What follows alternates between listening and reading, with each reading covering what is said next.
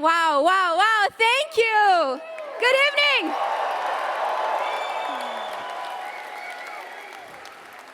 What a pleasure to be here with all of you. Canada, here we are. In this crucial time, this is the time where we must decide whether we're going to choose a government that has put us in a very vulnerable economical position in the face of the threats of Donald Trump for a fourth term, or are we going to choose change to put Canada first?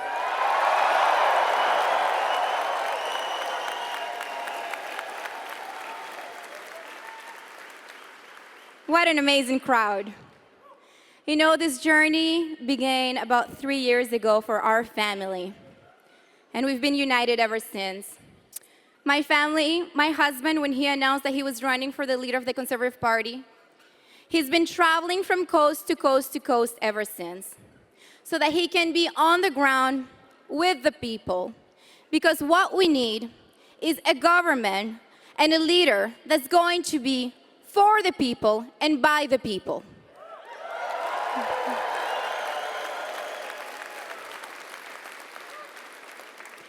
Leadership is born from true love for our country, from true patriotism. It is not born from the boardroom of the elite. It is not born from fancy degrees and fancy titles. The opposition looks down on my husband because he spent most of his life right here at home fighting for us all.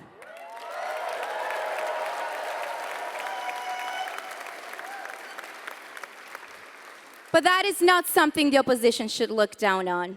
They should not look down on our democracy. And it's pretty ironic that Mr. Carney is seeking public office, but he looks down on that job.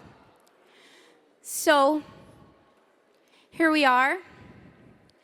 My husband has put forward policies that's going to help all of us to make life more affordable. Policies to also help combat crime. But although I love all of these policies, I think what's important is to also understand who is the man behind those policies. Why are we doing this? My husband, he was born from a teenage mother, and he was put for adoption to 2 school teachers. He's been working his entire life. His family has worked so hard, and they lived paycheck to paycheck. My family, they immigrated here to Canada in 1995.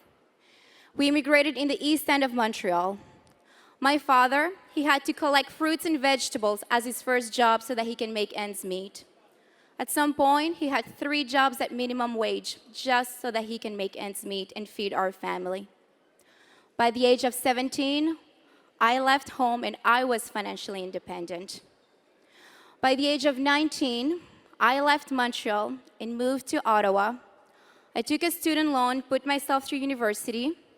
I worked full-time and studied full-time just so that I can afford a roof above my head and food on the table while studying.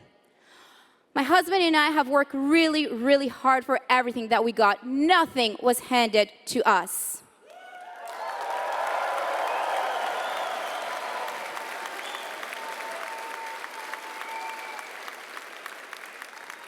And my family came here for the Canadian Promise. And that was the promise that if you work hard, you can get ahead. So by the time that I was 25 and I was working in the Senate, which is where I met my husband, yes, I was 25, single woman at the time, a few months actually before I met Pierre, and I had saved just enough money so that as a single woman, I could afford a home. Imagine that. Back in 2012, I was working for $50,000 a year, saved $25,000, put a down payment on a little townhouse with 2 bedrooms. That is the Canadian Promise, and that was 3 years before the Liberal government took office.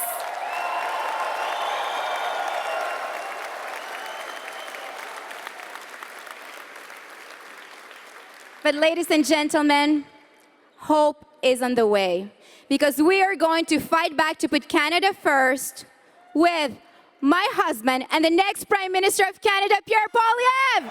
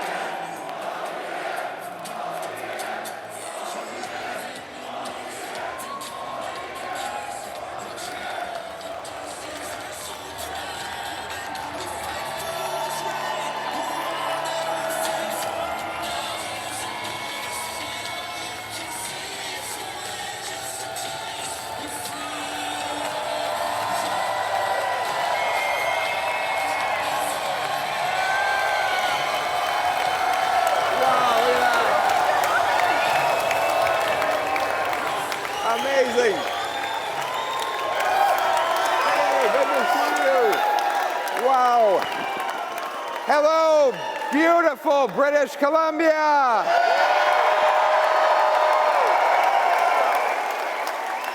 Who's ready to axe some taxes? Who's ready for homes you can actually afford? Who's ready to stop the crime? Who's ready to bring our jobs back home? And who's ready to put Canada first for a change? Wow. Look at this crowd. Incredible. I'm told there are as many as 5,000 people here today.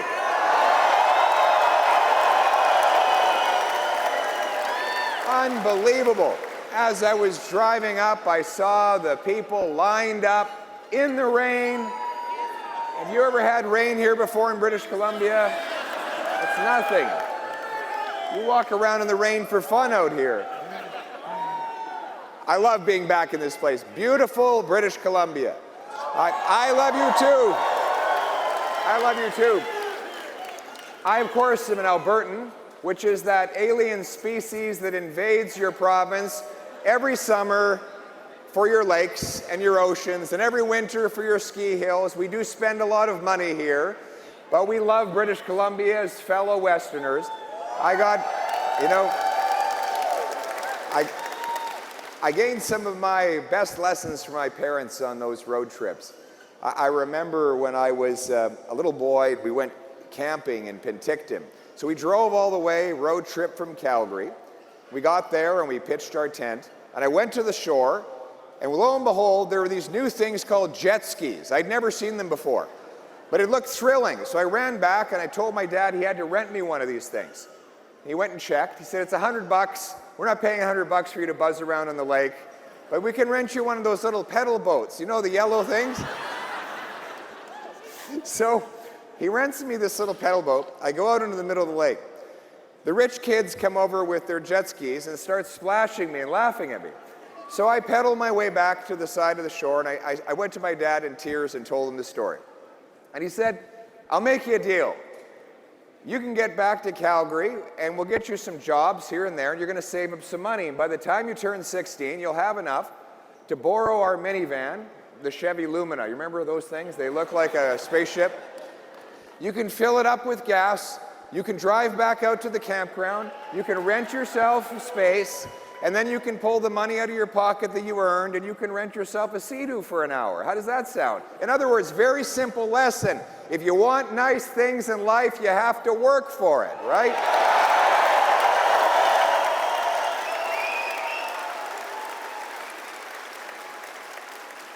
And sure enough, I did, and it worked. And that was the Canadian promise, that anyone from anywhere could achieve anything. If they worked hard, they could have a beautiful home on a safe street, protected by brave troops under a proud Canadian flag.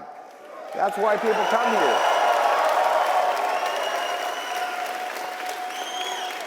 Look at Surrey, one of the most welcoming places in the world, a place where pioneers settled, and over the years, waves and waves of immigrants came here. Obviously, throughout British Columbia, we had the incredible Sikh loggers who came over to harvest the forest and then brought many of their family members to build incredible businesses in places like Surrey. And over the years, people found this to be an incredible land of opportunity where they could do anything they wanted. But that Canadian promise, after the lost Liberal decade, is broken. Everything costs more, with the worst inflation in 40 years. Food prices have risen about 37% faster in Canada than they did in the United States in the exact same 5-year period. Housing costs have more than doubled. It now takes about $1.2 million to buy a home, an average home, in the greater Vancouver area. In fact, Vancouver is now by far the most expensive housing market in North America and the third most expensive anywhere in the world after Liberals promised they were going to make life more affordable. And then crime, chaos, drugs, and disorder overtake our once tranquil streets as criminals who are repeatedly released onto our neighborhood streets terrorize our citizens, sell drugs to our kids, and shatter what used to be beautiful and safe communities. Finally, our economy has been weakened by years of radical, net zero, anti-development extremists led by Mark Carney and Stephen Guilbeault, who have blocked our pipelines, shuttered our mines, attacked our forestry sector, all while they move their money offshore to lower tax havens or places with no environmental standards at all. My friends, our country, life has never been more expensive, our streets have never been more dangerous, our economy has never been more vulnerable, and we have never been so much under the American thumb as we are after the lost Liberal decade. But the choice in this election is whether the Liberals deserve a fourth term or whether it is time for a change to axe the taxes, develop our resources, put Canada first for a change.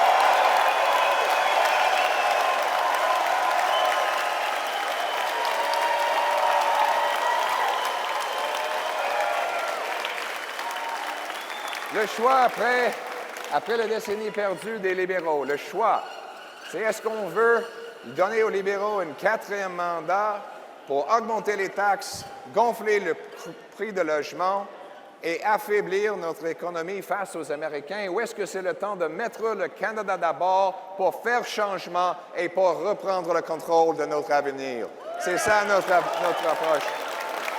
Now, the Liberals are trying to pull a fast one on us. They want to make us forget about the last 10 years, all the damage that they've done and the weakness that they've created, by replacing Justin Trudeau with his economic advisor and hand-picked successor, Mark Carney. This, despite it is the same Liberal ministers, the same Liberal MPs, same Liberal strategists, same Liberal promises they've been breaking for the last 10 years. The only difference is that Mr. Carney is a more weak, out of touch and conflicted leader than even Justin Trudeau. He has only done two things in Canada. He's been out of Canada for most of his adult life. Up until recently, he had 3 passports. But since coming back, he's done only 2 things. He's been the economic advisor to Justin Trudeau, helping him cause the economic damage, and he's moved his headquarters out of Canada to the US while moving billions of dollars of investment from Canada to tax havens where he doesn't have to pay his fair share. But my friends, the good news is Canada was not like this before the lost Liberal decade, and it won't be like this after they're gone.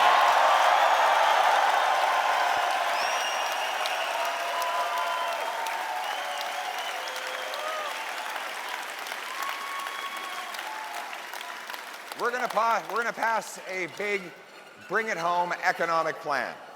And it starts with cutting the taxes of the workers, the investors, the businesses, the farmers, the people who build our country.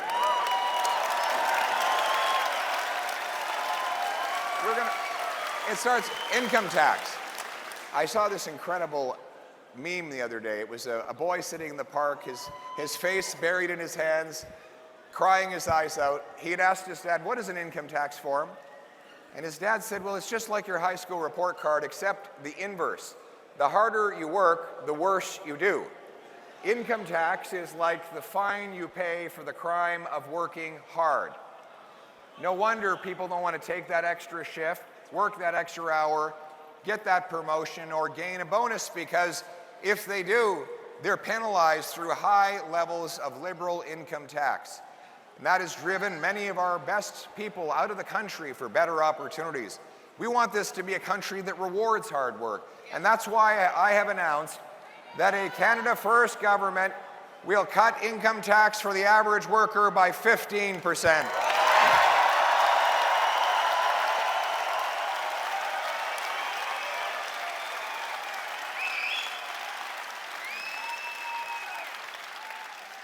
But we also have to bring home our investment. While greedy corporate insiders are able to move their money offshore and get rewarded for it with lower taxes, here in Canada, you're punished with high taxes on investment. It should be exactly the opposite. We need more investment in Canada. In fact, we in Canada only get about $15,000 of investment for every worker in the country. In the States, it's $28,000. We only get 65% per capita investment compared to the rest of the developed world. That means that our workers, though they are the best in the world, don't get the tools and technology to produce more and therefore bring more home. We need to bring our investment back to Canada. We also need to reverse the $500 billion of investment that is left for the United States over the lost Liberal decade. As one of the steps towards doing that, I announced today that that my government will bring in the Canada First TFSA top-up. Now,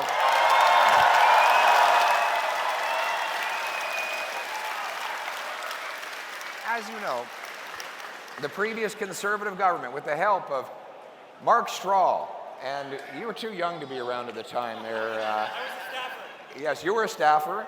Who else was there? Who was there? You were there, Carrie Lynn? That early? My goodness. Carrie Lynn Finley was there. We brought in the tax-free savings accounts, allowing you to save and grow your nest egg tax-free.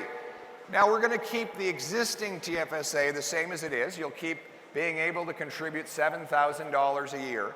But on top of that, our government will let you contribute an additional $5,000 as long as all of that extra money goes to Canadian companies. So that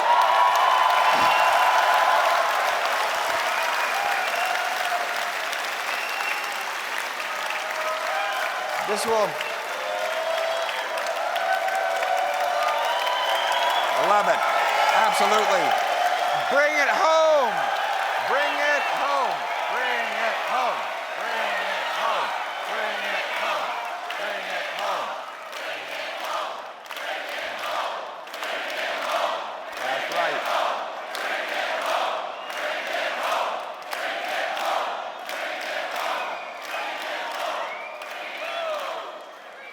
Mark Carney ships his money off to Bermuda to dodge taxes, we're going to reward hardworking Canadians who set aside money by investing in Canadian companies that will use that money to buy Canadian equipment, build Canadian factories, Canadian mines, Canadian pipelines, and pay wages to Canadian workers.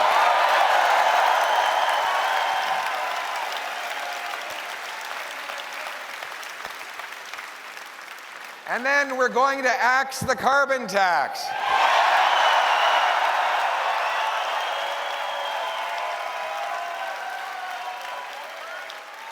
Remember, the Liberals told us that if we got rid of the carbon tax, the entire planet would be lit on fire. Remember that? They said the carbon tax was the only way to stop forest fires. That's funny. I always thought you put fire out with water, not with taxes. They have senior ministers that are still in the cabinet who said they would resign in protest if ever the carbon tax were canceled. So what did Mark Carney do? He didn't get rid of the carbon tax. In fact, the full carbon tax law is still on the books. Instead, in a few days, he's going to make it disappear from the pumps for the 30 days leading up to the election, so that Canadians will forget that there is a carbon tax until they go and vote.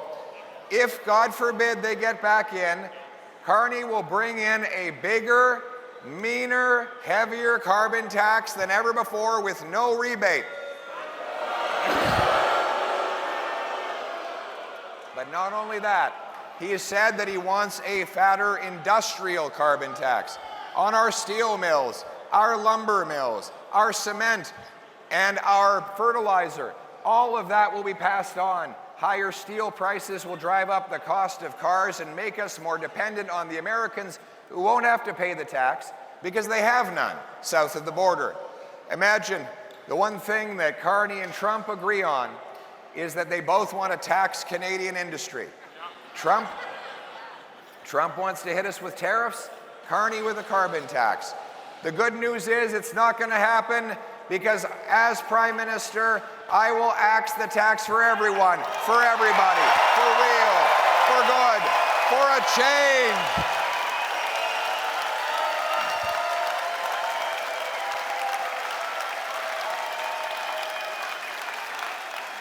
Absolutely.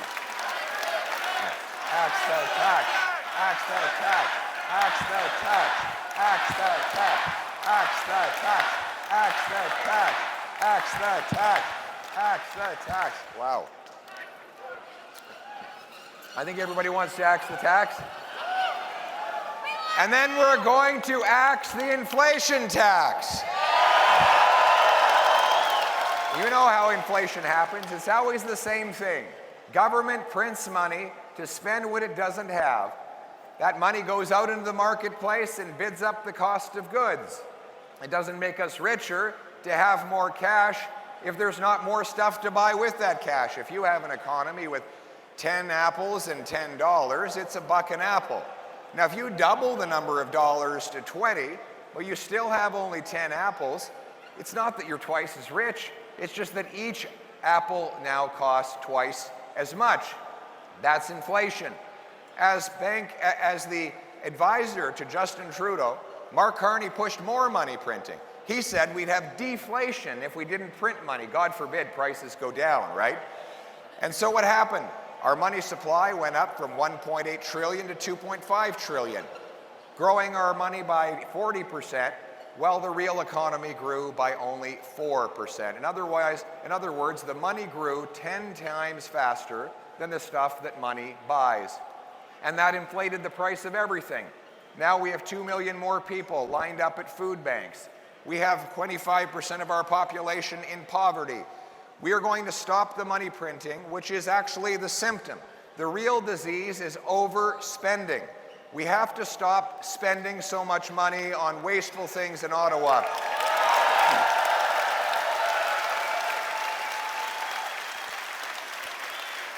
My government, we will cut back on the federal bureaucracy, cut back on the consultants that consume $20 billion a year. We will cut back on handouts to corporate insiders, and we will cut back foreign aid to bring our money home to our people in this country.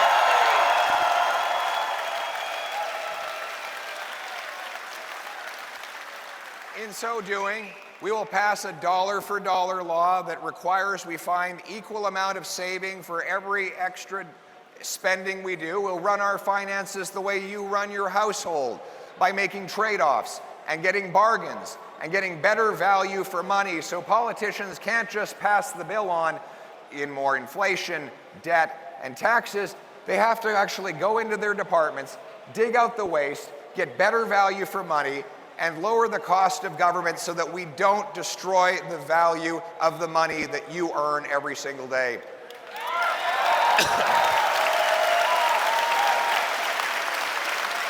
And the worst inflation of all is housing inflation, which is shut out for the first time in Canadian history. Our youth cannot afford homes. This has never been the case. It now takes 29 years for an average British Columbia family to save up for a down payment. It used to be you paid off a mortgage in 25 years, faster than it takes now for the down payment. This is in part due to taxes and government inflation. 60% of the cost of a new home in Vancouver today is taxes, bureaucracy, delays, consultants, zoning, lawyers. More money from a new home goes to bureaucrats in offices than goes to the carpenters, electricians, and plumbers who actually build the homes. So this is a shame, and not only that, the very carpenters who build the homes cannot afford to live in them. That is why we are going to cut back on the taxes and bureaucracy, starting with my leadership and the team of our Conservative Party, to eliminate the federal sales tax on homes under $1.3 million.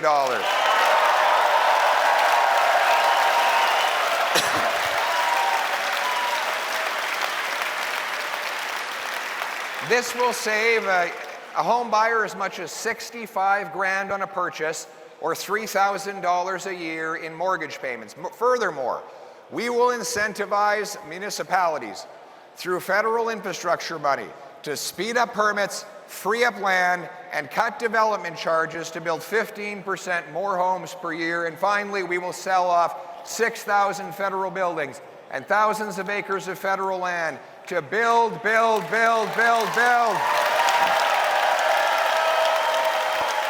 Who's this? Come on up here. Come on, this guy. Come on up here. Who's this guy? Who's this guy? Good to see you. Come up and say hello. There we go.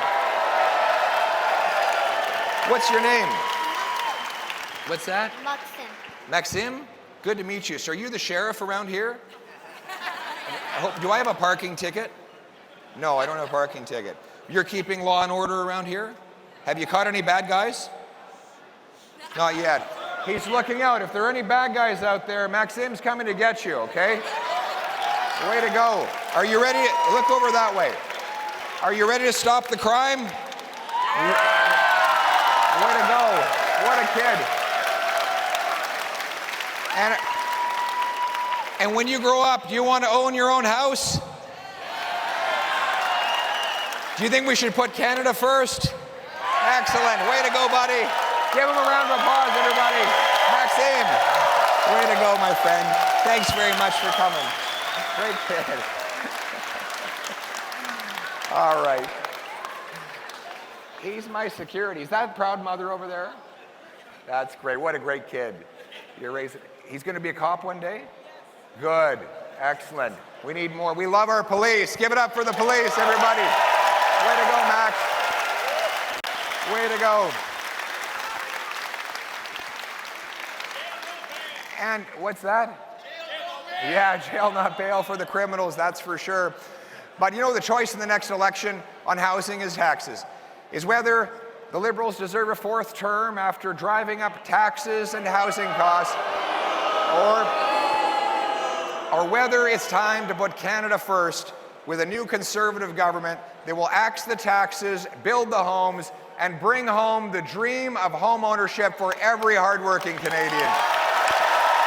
Thank you.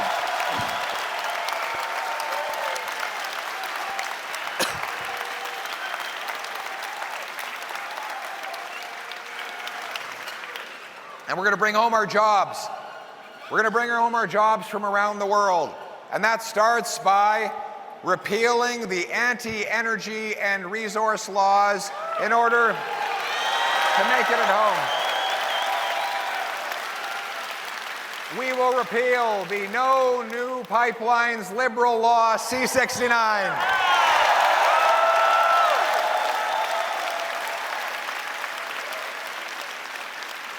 We will get rid of the energy cap that Carney has imposed on our oil and gas sector. We will approve the Ring of Fire in Ontario to harvest the strategic minerals.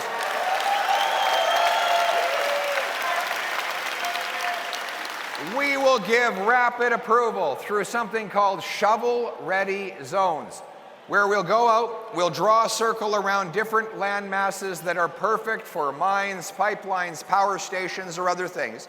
We'll give pre-permitting so that companies don't even need to apply. They only need to meet predefined specifications and standards, and if they do, they can get in, get the shovels in the ground, and get building from the start. This will eliminate. What's that? What was that? Drill baby, absolute. What do you do, sir? What do you do? He drives a concrete truck. He wouldn't be able to give him a round of applause. That's what we need. Boots, not suits. Boots, not suits. Boots, not suits. That's what we need. The hardworking people who build stuff are going to have a chance to do it. You know, we have such incredible blessings. We should be the richest country in the world right now. Look at that. You agree with that up there? The richest country in the world. We have the most uranium, the most potassium, potash. We have the third biggest supply of oil, the fifth biggest supplier of natural gas. We have the most oceanic coastline of any nation on Earth. We have the sixth biggest supply of lithium. The list goes on, and yet we're keeping it in the ground because of a radical net zero ideology that impoverishes our people while enriching the global elites. We have clean electricity that could power these data centers. You know, like Microsoft and Meta and these other big companies, Alphabet, they're all building their own nuclear power plants to feed these data centers. These artificial intelligence centers, it takes 10 times as much electricity when you do a ChatGPT inquiry as when you do a Google search. Artificial intelligence. We have that in the government too. It's just a different type. It's just a different type. But we have the electricity in Canada to power these things. What we need is to have shovel-ready zones that pre-approve the power station and the data center, the LNG plant, the pipeline, the mines, the factories. We're going to reignite our great resource sector and bring home our jobs.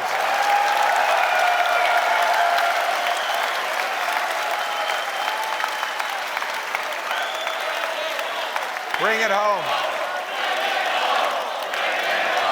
Thank you.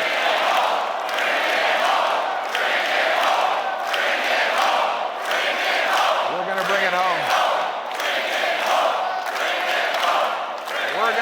We're going to bring home our jobs and a brighter future for our people. Put our nation back in charge of its own future. And our nation will be strong and able to stand up against President Trump or any future American president, because we will be self-sufficient, self-reliant, and strong enough to stand on our own 2 feet.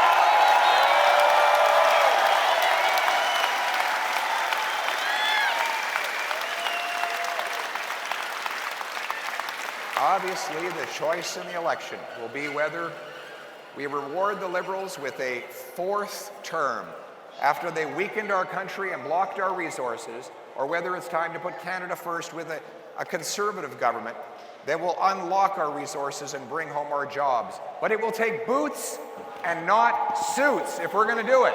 Boots, not suits. Boots, not suits.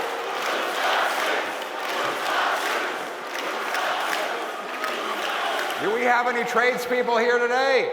Yes, the trades. God bless the trades. I tell every young person the key to success is to go into a trade. I visited 600 different events last year. Almost all of them were medium-sized businesses. And everywhere I go now, these businesses, they're not run by lawyers. No offense, I know Carrie Lynn is a great lawyer. I'm very afraid to upset Carrie Lynn. She's my whip. She's a deadly woman, but she keeps me in line. And what have you got there? It looks like you've got a stick or something. Don't hit me with that, Carrie Lynn. Oh, you've got a great flag. That's excellent. Excellent. There we go. Carrie Lynn Finley. Give it up for Carrie Lynn.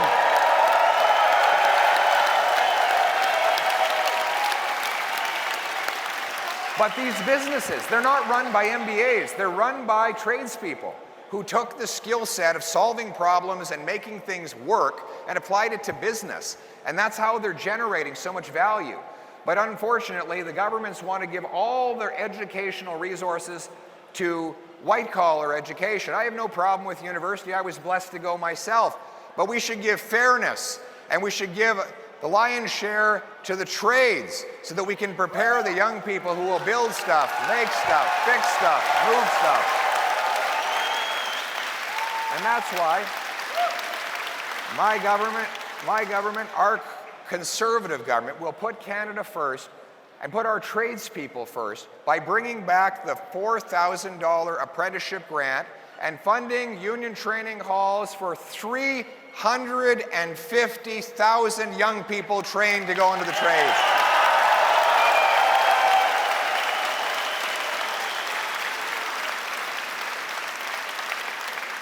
And we want them to bring their paychecks home to safe neighborhoods so we will stop the crime. The good news is, is there any crime in British Columbia at all? Wild, isn't it? The stories are crazy. Incredible how much crime is going on. Repeat violent offenders. The good news is we don't have a lot of criminals. The bad news is they're very productive or very destructive. A tiny group of criminals are doing all of the crime. In Vancouver, the police had to arrest the same 40 offenders 6,000 times. That means that each one of these guys was arrested. We have great police officer Jesse Sahota here. Future Conservative MP, wrestling champion, black belt in jiu-jitsu. He even has the cauliflower ears to show it. Very powerful soul, a very powerful guy who's going to fight for it, and he's mentoring our young people. But Jesse, I bet you have a lot of return customers out on the street, right? You're arresting the same guy over and over. Oftentimes the criminals say they're not even afraid to get caught. They don't go through the trouble of avoiding the police because they know they'll be released before the paperwork on their latest arrest is even complete. And then they go out and offend again and again. If you're arrested every 2 days, like those 40 offenders in Vancouver, you got to be working at it all day, every day. It's hard work. You know, you got to be up at the crack of dawn to rob a bank, and selling fentanyl by noon and carjacking by 2 in the afternoon. And these guys don't even have unions. They don't have benefits. They do get room and board. They go to prison for a few hours. It's like the Hotel California. They check out, but they never really leave. But the reality, it's crazy. If you don't laugh, you cry. If you don't laugh, you cry. This is because of Bill C-75. I quote, that the judge is required to release the offender at the, quote, earliest opportunity under, quote, the least onerous conditions. That is what we're going to get rid of. I will repeal C-75. It'll be jail, not bail. Jail, not bail. Jail, not bail. Then there's C-5, house arrest, which allows chronic car thieves to do their sentences in the comfort of their living room, watching Netflix or playing Grand Theft Auto. only to go out the front door and steal again. We will repeal C5 and bring mandatory prison sentences for car thieves and other offenders.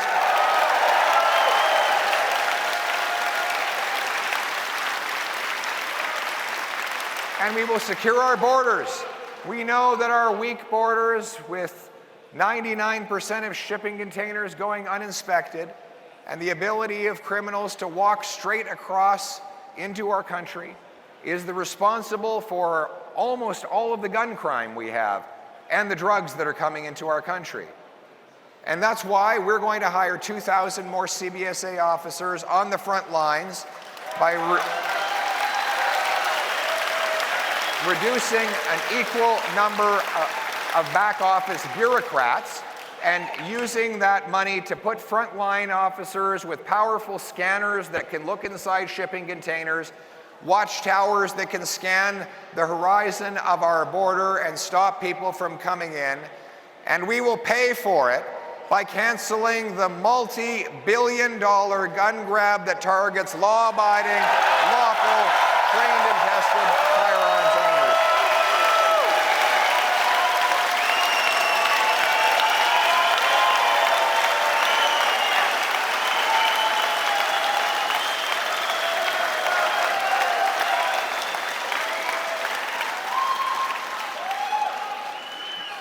This gun grab, which the police across the country oppose, the police unions are nearly unanimous in imposing the gun grab.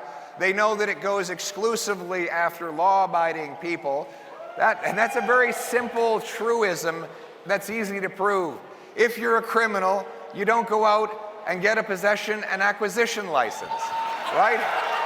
So taking the property away from the trained-tested, proven and vetted licensed owner means that you're by definition going after the good guys and spending billions of police and law enforcement dollars doing it, money that could be going to protecting our people. Liberals want to protect turkeys from hunters. I want to protect Canadians from criminals.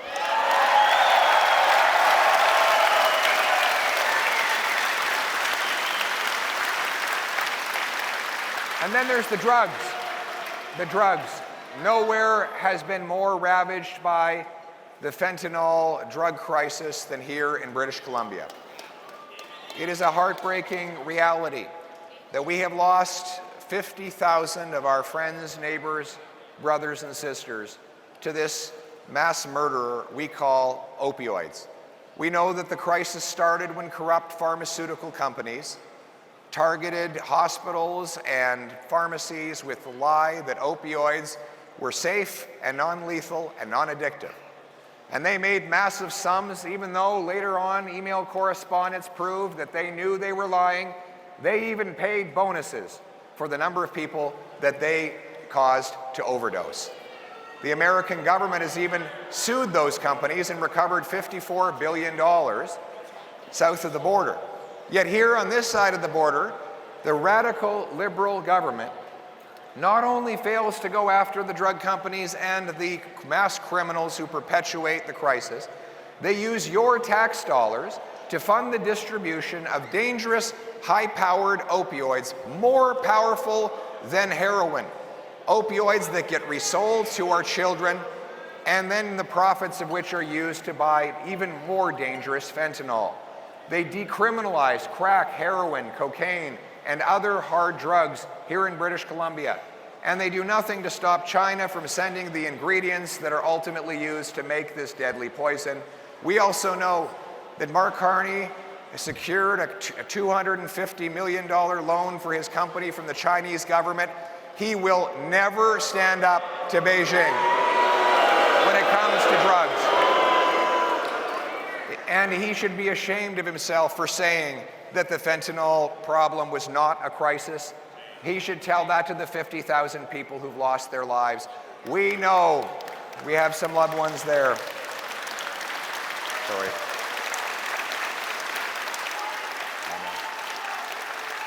I know. Sorry. I know. We hear stories like this all the time. People who write me letters, heartbreaking letters of good kids who grew up with great values, but maybe got an injury and took a drug to try and relieve the pain, or fell in with the wrong crowd. And when they got addicted, they never made it through. But the good news is we can do something about it. We're going to ban the drugs. We're going to stop giving out tax-funded opioids. We're going to put the money...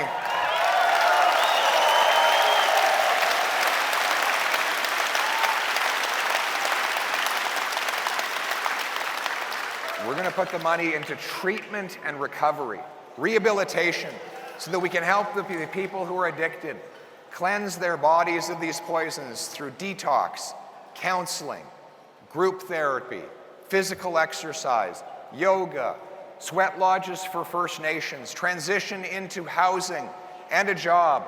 The message that I have for anyone out there that might be suffering with addiction: have hope, hang on, hope is on the way.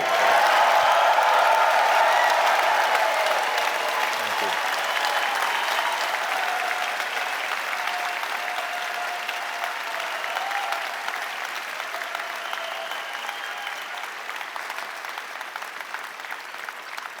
And we will recognize that the people who are mass marketing these drugs are killers. If you sell 40 milligrams of fentanyl, you're selling enough to kill 20 people. You might not know who you're killing, but you're effectively firing bullets into a crowded room. Somebody is going to die. And that is why we will treat mass fentanyl producers and traffickers like murderers and mandate life sentences for every single one of them.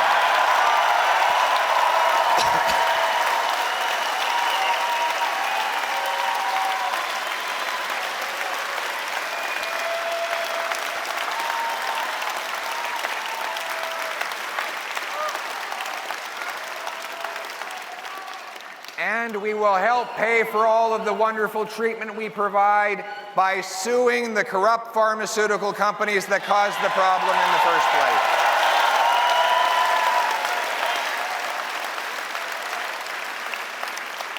Speaking of Big Pharma, we will repeal the Liberal law that seeks to tax and block you from using natural health products. You should have the freedom to decide what you put in your body. Freedom. We're going to bring home the freedom to our country. Make this the freest country in the world. But to have freedom, you have to have a strong military. We're going to rebuild Canada's armed forces to support our troops and our veterans.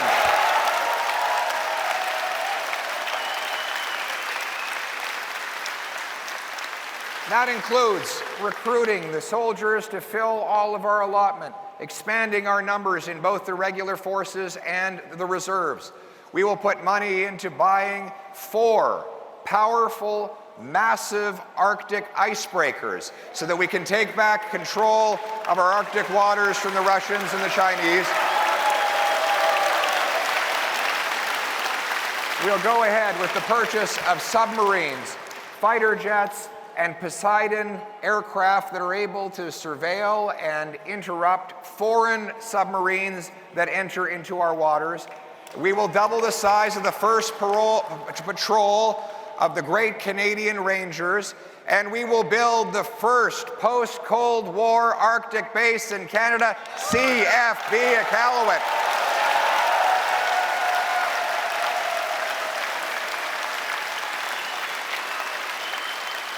We will expand the cadet program to get more of our young people, before they even graduate from school, enjoying mentorship from our soldiers and our Rangers, learning outdoor skills and binding each other together from coast to coast of our wonderful nation. We will be united in service and loyalty, and we will prepare the next generation of warriors that will defend our land. We will also reject radical schemes like the Liberal Century Initiative to bring our immigration system back under control.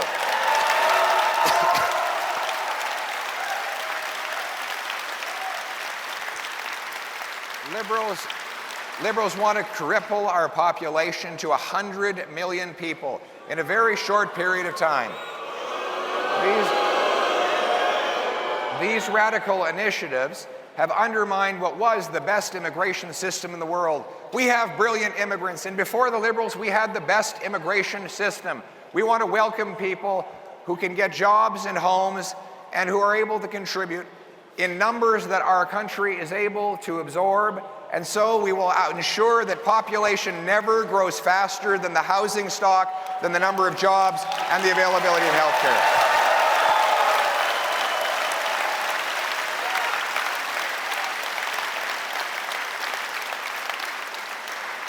We don't need any of these wild schemes that the globalist elites want to impose on us. You know, Mark Carney thinks he's better than everybody here. He knows better, that he and his friends at Davos can tell us all how to live our lives. My friends, we don't need any direction from him. Canadians are smart enough to make their own decisions. We will reject all of his elitist schemes. There will be no one in my cabinet allowed anywhere near the World Economic Forum.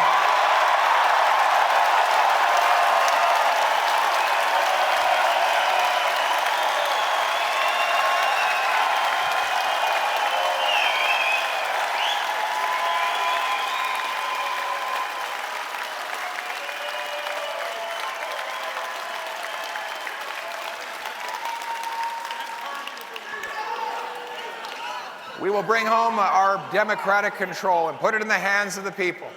Mr. Carney says he wants us to be European. Mr. Trump wants us to be American. I want neither of those things. I want us to be Canadian.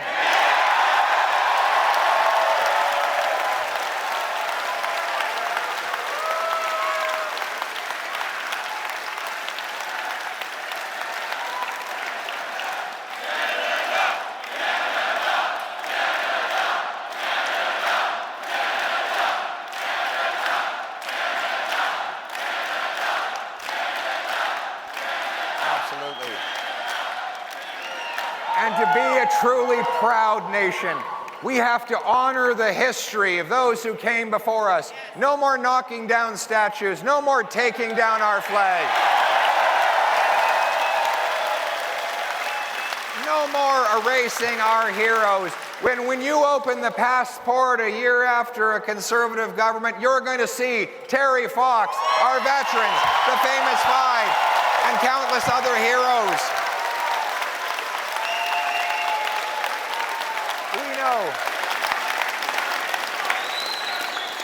We know that if we are able to see over the mountain, it's because we stand on the shoulders of giants who came before us and passed on to us a wonderful country and a beautiful blessing. Not a perfect country with a perfect past, but a group of people who built an incredible land for which we should actually be grateful. We should be grateful for everything we have in this country. We're going to be a self-reliant, strong nation which trades with itself, which harvests its resources, protects its vulnerable, secures its borders, honors its history, rearms its military, raises its flag, and puts its country and its people before everything else.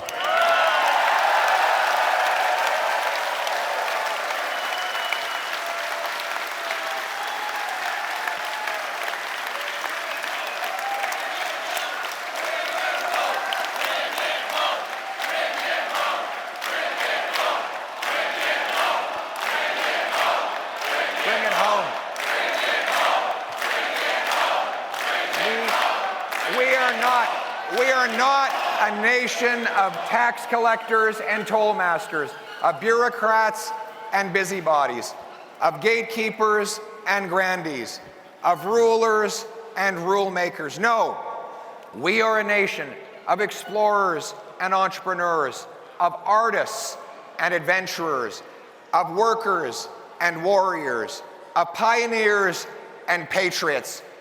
What binds us together is the Canadian promise. The promise to you, the single mother out there who's struggling to pay your bills, that a better day is coming for you and your children. The promise to the seniors that are choosing between eating and heating, that help and hope are on the way. The promise to the wonderful family that lost a loved one to drug overdoses, that their death will not be in vain, that we will protect other people in the future. That is the Canadian promise. That is the hope we're going to be bringing home for all Canadians.